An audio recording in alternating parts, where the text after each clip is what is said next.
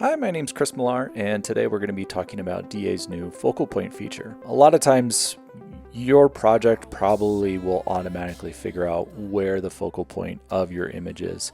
You can imagine a scenario where here we have this text here, and it's on the left-hand side, so we can pretty much assume that if our text is on the left-hand side, that our focal point is probably, for our background, is probably going to be on the right-hand side.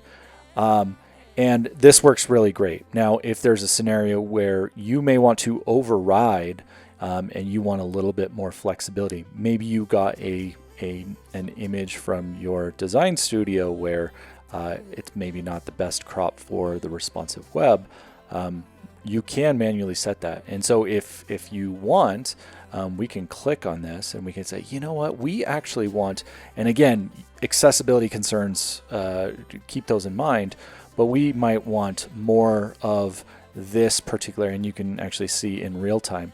Now again, you don't maybe want that for accessibility reasons, so we can cancel out of that. There are scenarios where you might have maybe you have a focal point that is not easily detected. And a great example of that is we actually have this image over here of this person doing yoga. It'll load, and then now this person looks fine here, but when we go to tablet, we can see, ooh, that's probably not ideal. Now, you can go ask the designer for a different crop, maybe, crop out more of the bottom area, but with the focal point, you can actually click, and DA will actually, if it can find a face, it will actually try and find a face. So here you can see it automatically narrowed in on that person's face. And we might say, you know what, we want to see a little bit more of the hair, so we can pull this up and then say, oh, there it is, and we can accept that.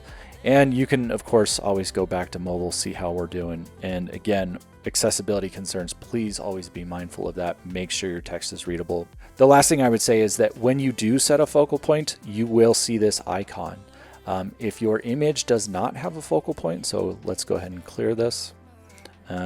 You'll see that it does not show. And then also your blocks, because your project on the other side has to support this feature, you have to write CSS, you have to write JavaScript, you have to opt in your blocks via the block options. So if you've set up block library, you know how to do this already. So that's another important consideration. And that's all I got. Thanks.